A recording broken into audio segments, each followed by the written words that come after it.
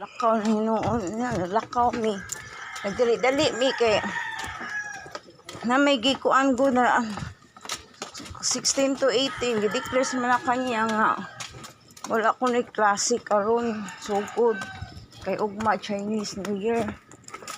Na mga inahan ang utana ko na ingon magdaan dali mi nakamata mi alas 5:20 pit na alas 6 galakaw mi kay hearing sa labi nang gikan kay mingaw pa ka na amoa na dili mi nangagi sa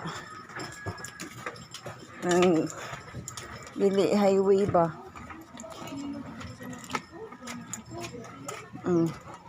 nga adi ay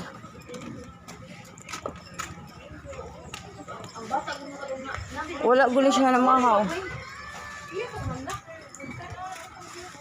Wala ni siya na mahaw.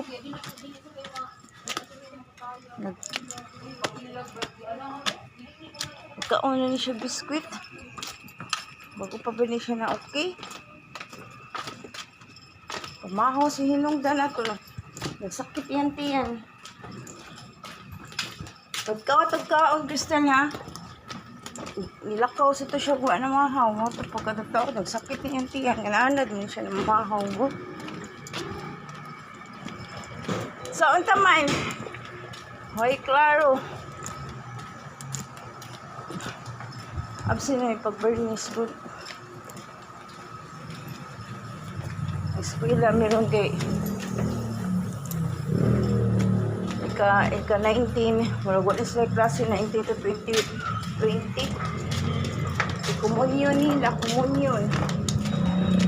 Bye.